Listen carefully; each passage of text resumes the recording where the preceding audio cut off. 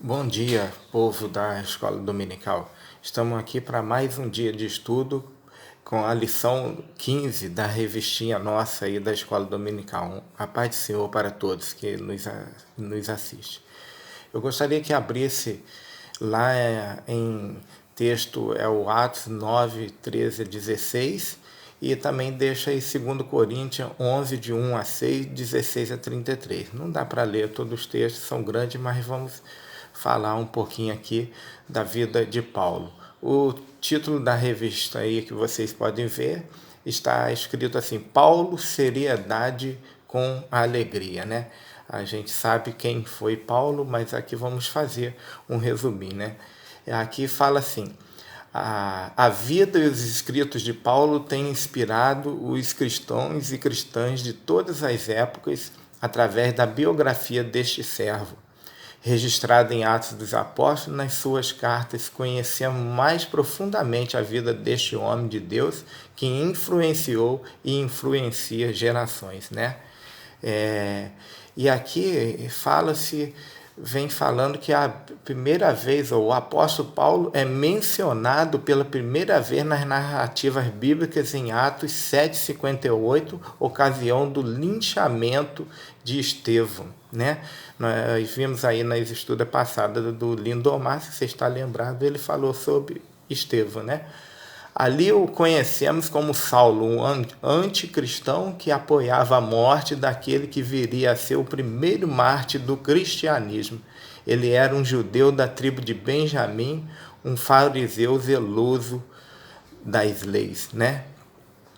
Então, aí a gente vê aqui quem que era. Ele nasceu em Tarso como cidadão romano, né, que está lá nos textos, vocês podem ver aí na revistinha. E ainda jovem recebeu autorização oficial para conseguir perseguir o povo cristão, né? Vamos ver aqui um pouquinho aqui mais de Paulo aqui, que fala assim: Saulo era um judeu nascido em Tarso, né, capital da Cilícia, e desde muito cedo teve a oportunidade de aprender com Gamaliel, um dos melhores mestres da época. Está lá em Atos 20, 2 a 3. A Cilícia era uma grande cidade famosa por suas escolas e comércio, localizada próxima a Roma, Alexandria e Antioquia. De um judeu zeloso pela lei, ele transformou num cristão conhecedor e anunciador da graça, né? Não é segredo que grande parte do ministério de Paulo foi bem conturbada. Quem lê o livro de Atos dos Apóstolos, por exemplo, consegue ver que a sua caminhada ministerial foi marcada por prisões frequentes em Filipe, Jerusalém, Cesareia, Roma, e uma muito pesada em Éfeso, que foi onde ele escreveu as cartas para os Filipenses, Filipenses 1 a 13, para os Colossenses e possivelmente para Filemon. Ao que tudo indica, a prisão em Éfeso foi a mais difícil, pois nela ele chegou a ponto de perder momentaneamente a esperança da sobrevivência. Ao pensar em um perfil para Paulo, é possível ver em sua trajetória um trabalho intelectual preocupado com a educação das comunidades cristãs no aspecto doutrinário, uma atuação pastoral comprometida com a resolução de conflitos, orientações a respeito das relações interpessoais, comunitária para o fortalecimento das igrejas recém-formadas, e um missionário que cruzou mares, desafiou religiosa autoridade para anunciar o nome de Jesus. Em toda a sua atuação é perceptível um Paulo totalmente comprometido com a fé, que abraçou a partir da experiência no caminho de Damasco.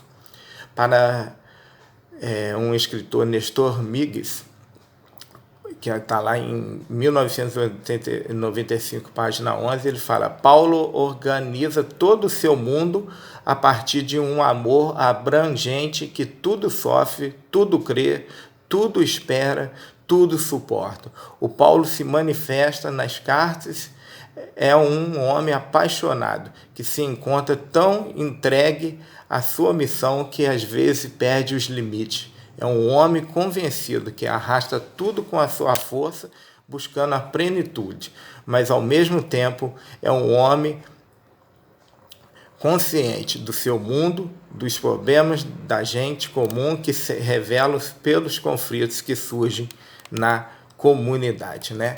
Que ele criou, e sensível às dificuldades que surgem pela vivência da nova fé em meio à cultura dominante. A entrega ilimitada de Paulo no serviço de Jesus Cristo é fruto da sua conversão, disposição para entender e cumprir a vontade de Deus. Com isto, ele abre espaço para Deus o use de forma tão completa e extraordinária.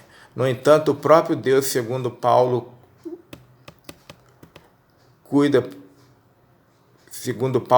para que a soberba e a vaidade não se sobreponham em tudo isso, como Deus faz isso, colocando-lhe um espinho na carne, que está lá em 2 Coríntios 12:7, e o versículo 10 também. Não se sabe o que era esse espinho, mas sabemos que tal coisa fazia com que o apóstolo se lembrasse de que tudo que acontecia em sua vida não era por causa de suas potencialidades, e sim por causa da graça de Deus nele, né? Então, a gente vê aí um Paulo que teve ali um linchamento de um cristão, né?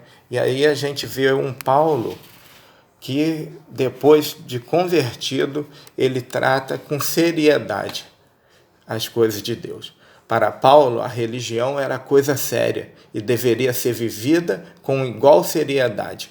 Mesmo antes de sua conversão, ele levava a sério as suas crenças, né? Por ser um fariseu e agir motivado pelo ódio, era radical demais. Ao experimentar a graça perdoadora e salvadora de Cristo e converter-se, ele permaneceu na mesma seriedade, mas sua motivação passou a ser o amor. A seriedade é uma marca do autêntico cristianismo, mas a seriedade precisa acompanhar quem assume seriamente o serviço de Cristo. É preciso que a seriedade seja sinônimo de compromisso, mas nunca de intolerância.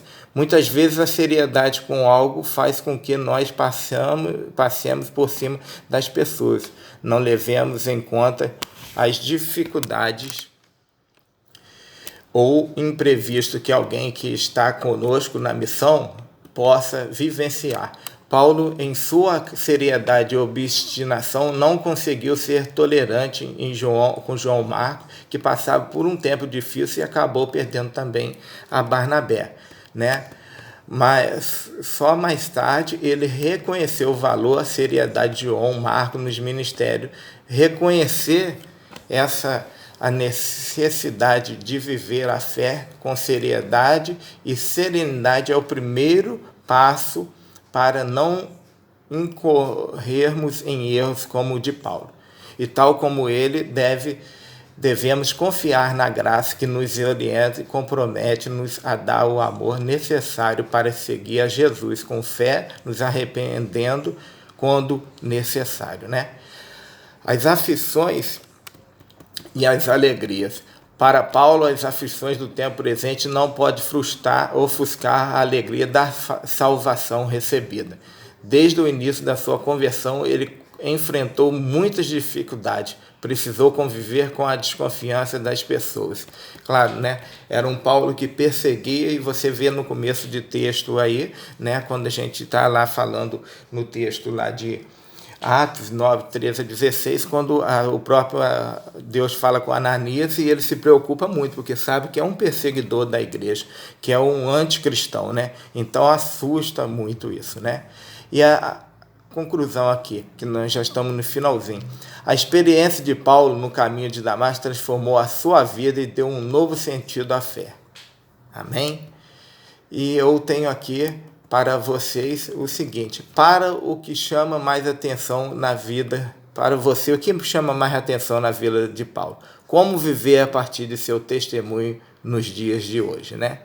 Eu oro para que você pense nisso, pensa as aflições daquele homem e as nossas no dia de hoje. Que Deus os abençoe em nome de Jesus. Amém.